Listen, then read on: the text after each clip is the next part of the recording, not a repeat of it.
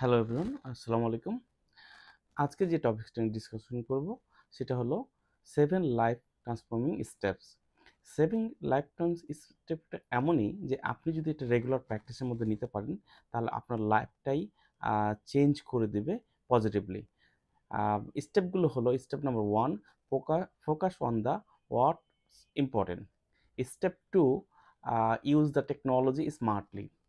Step 3, create a personal limit. Step 4, take time of the from the screens. Uh, Step number 5, take care of yourself. Step number 6, set a clear goal. Step number 7, enjoy a healthy balanced life. চলুন যাই আমরা ডিটেলে একটু discussion করি। So step number 1, focus on what's important. জীবনে অনেক কিছুই করতে হয়, কিন্তু সব কিছু সমান গুরুত্বপূর্ণ নয়। সফল হতে হলে আমাদের জানতে হবে কোন কাজগুলো আগে করা দরকার, কোনগুলো নয়। তো how to do it? Identify what matter your personal and professional life. যে ম্যাটারগুলো মোস্ট ইম্পর্টেন্ট এবং most effective or your personal professional, সেগুলোই আমরা ইউটিলাইজ করব বা এটাকে আইডেন্টিফিকেশন ফার্স্ট করব। সেকেন্ড থিং আমরা মাথায় রাখবো যে ইজ ইন হাওয়ার ম্যাট্রিক্স একটা আছে, যে ম্যাট্রিক্সের ক্যাটাগরি টাস্কটাকে এভাবে করে যে আর্জেন্ট এবং ইম্পর্টেন্ট, এবং অথবা ইম্পর্টেন্ট আর নট আর্জেন্ট, অথবা আর্জেন্ট আর নট ইম্পর্টেন্ট, অথবা নাইদার, কোনোগুলোই নয়। সো আপনাকে ক্যাটাগরাইজ করে ফেলতে পারলেই আপনি কিন্তু আলটিমেটলি জিনিসগুলোকে চেঞ্জ করতে পারবেন, আইডেন্টিফিকেশান করতে পারবেন এবং হোয়াট ইম্পর্টেন্ট ইজ। এবং প্রত্যেক দিনই 3টা আপনি প্রায়োরিটাইজ সেট করবেন, যে প্রায়োরিটাইজ আগে কাজগুলো করে ফেলবেন। এতে আপনি কখনোই সেটাকে নিয়ে স্ট্রেস হবেন না। যেহেতু এই জিনিসটা ফোকাসের যে প্রায়োরিটাইজ ওয়ার্কগুলো থাকে, সে প্রায়োরিটাইজ ওয়ার্কগুলো মর্নিংয়ে করা ভালো। কারণ আপনি সে সময়টাতে একটু স্ট্রেস ফ্রি থাকেন। আর এই ফোকাস অন হোয়াটস ইম্পর্টেন্টলি যদি আমি স্টেপ 1 এ চিন্তা করি, তাহলে বেনিফিটগুলো কী, কী পাবো? বেনিফিটগুলো হবে আপনি ডেফিনিটলি স্ট্রেসফুল হবেন না, খুব লেস স্ট্রেসফুল থাকবেন, বেটার টাইম ম্যানেজমেন্ট করতে পারবেন এবং more progressive a meaningful area of লাইফে আপনি লিড করতে পারবেন এবং a clear sense of the direction এর পারপাসটা কি আপনি এটা আইডেন্টিফিকেশন করতে পারবেন। সো আমরা চলে যাব সেকেন্ড স্টেপটা।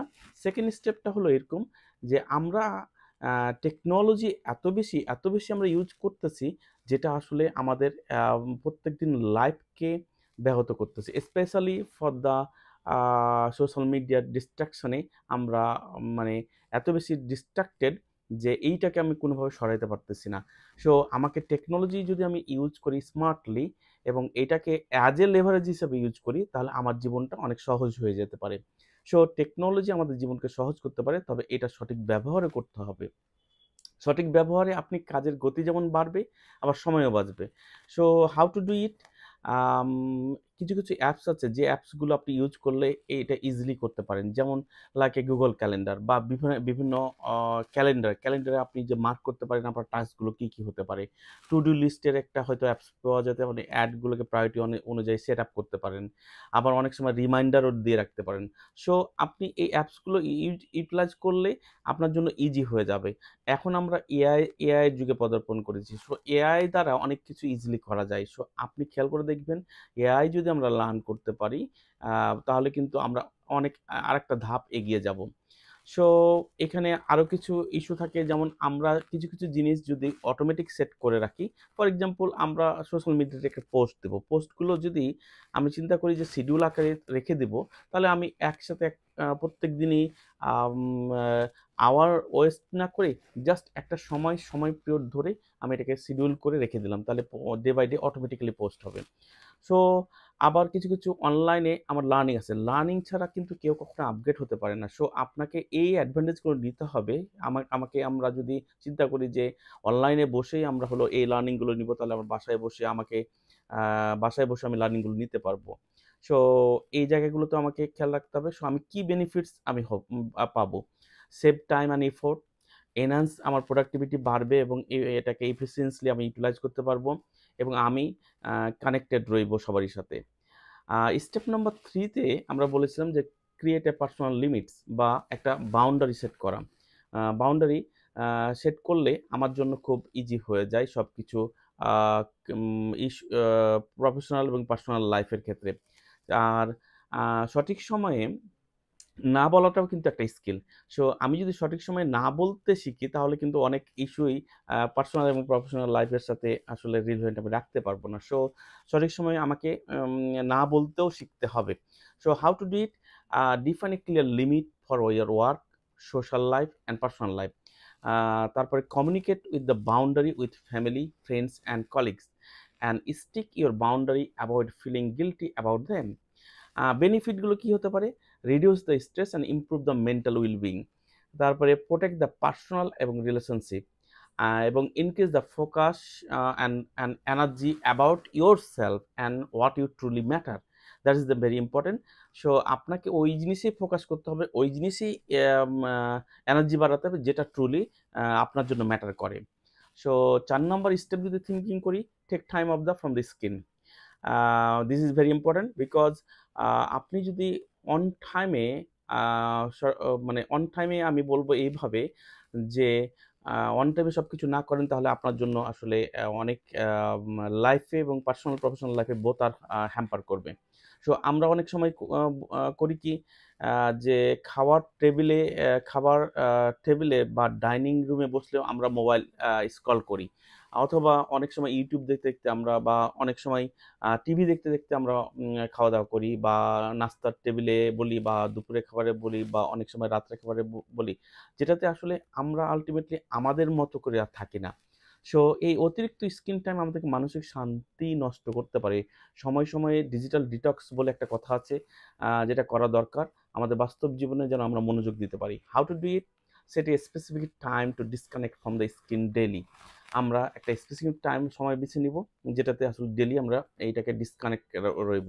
Avoiding using your phone during a meal and before bed time.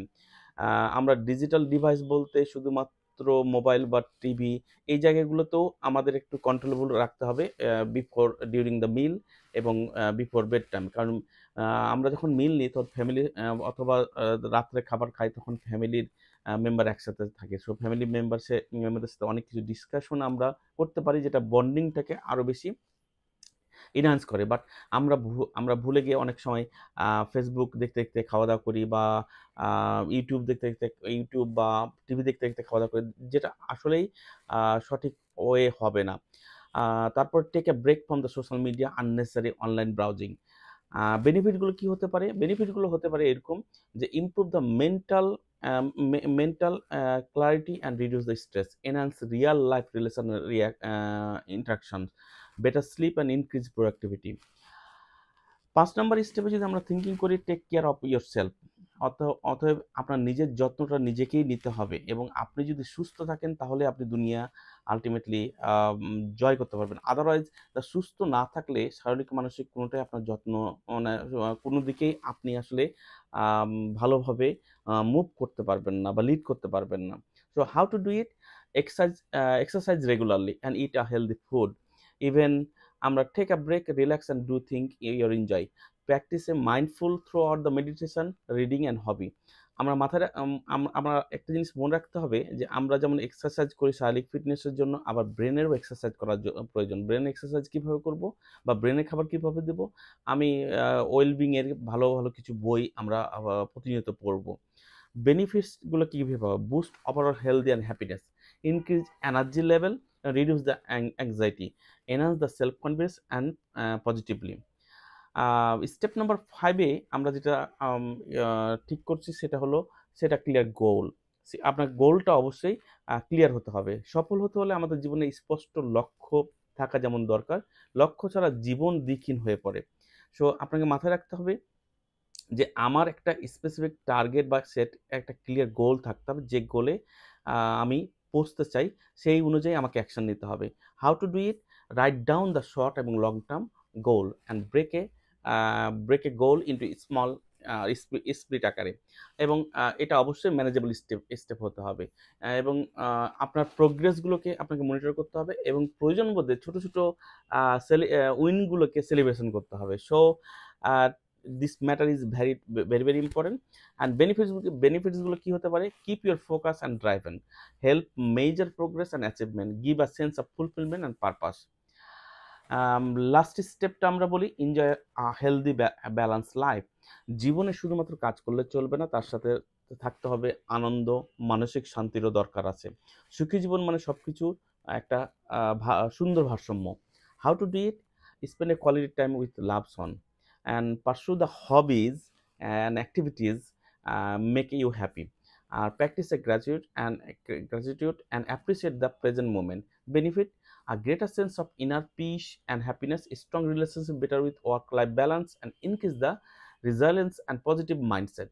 So এই 7টা স্টেপ যদি আপনি প্রতিনিয়ত ফলো করেন এবং প্রতিনিয়ত প্র্যাকটিস করেন, তাহলে আপনার জন্য একটা ওয়েলদি হ্যাপিনেস লাইফ ওয়েট করতেছে, যেটা আপনি কখনোই চিন্তা করেন নাই। So this is a magical change movement হবে আপনার জন্য, যখন আপনি প্রত্যেকটা জিনিস স্টেপ বাই স্টেপ ফলো এবং প্র্যাকটিস করবেন। Thank you for today.